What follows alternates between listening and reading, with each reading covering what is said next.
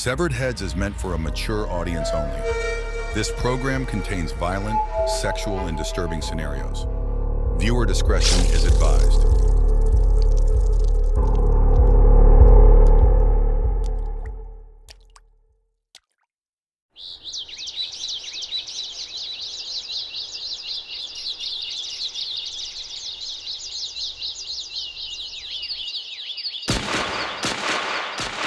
Welcome to Severed Heads, written and created by William Goodman.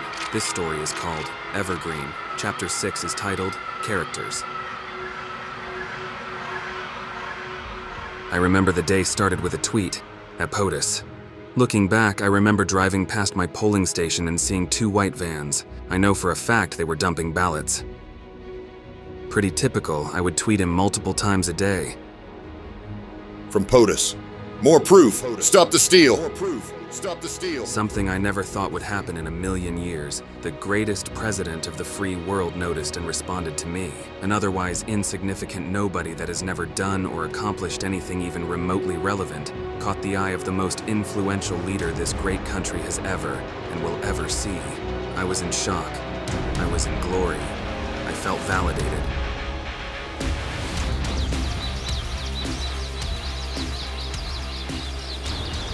Shut the fuck up! We both know you didn't see shit. Why spread these lies? Stop looking for attention. What about all those recent reports of voter fraud all across the country? You don't believe any of them? That's so naive. What about your whataboutisms? I don't believe those reports, but I'm asking you, specifically, what proof do you have? Literally, those white vans I mentioned earlier. Learn to read. I saw them dumping ballots.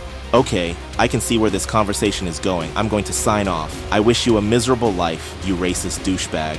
Donny Boy just doesn't want to admit our perfect democracy is corrupt. Must be nice living in a fairy tale. Haha, I asked for proof. Jeremy gave me nothing. There's been no evidence of ballot dumping. POTUS won 2,000 more counties and somehow lost by 7 million votes. Explain how there wasn't voter fraud. Because Democrats control larger and more dense cities. That's not new.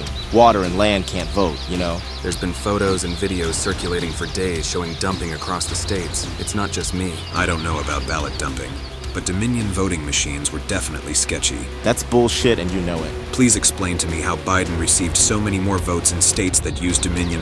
I'll wait. Not only that, video footage in Georgia shows mules stuffing fake ballots. It's on video. It's like a conspiracy theorist circle jerk in the comments.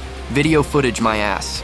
Michigan was already caught with millions of unexpected votes overnight. That was a counting error that was quickly corrected. You're stretching here. Come on, folks. Use your heads. Well, this was fun to follow. Thanks for the laughs, guys. Riveting.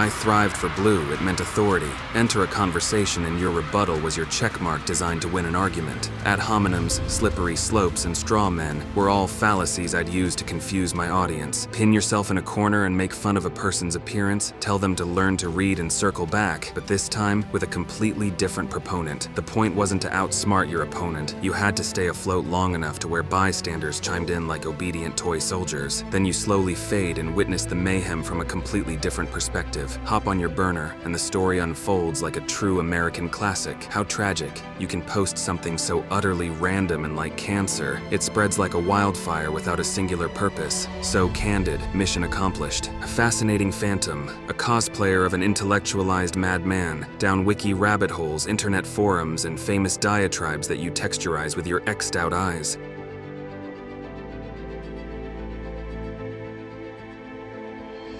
Do I lie to myself to be happy?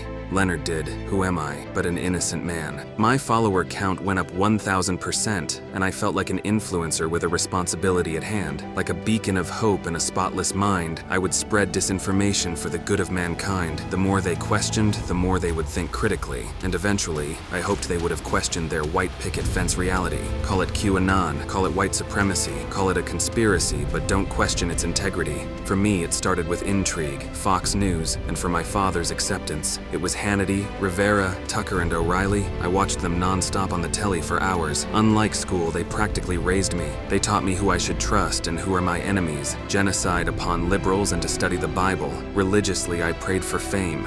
A no-name fat kid from the burbs, for shame. I know I needed to play the game and put myself out there for the world to blame. I could be your dark knight like Christian Bale. I could be your antagonist in your fairy tale. I could tweet bait and make you spit take and talk about me around the dinner table.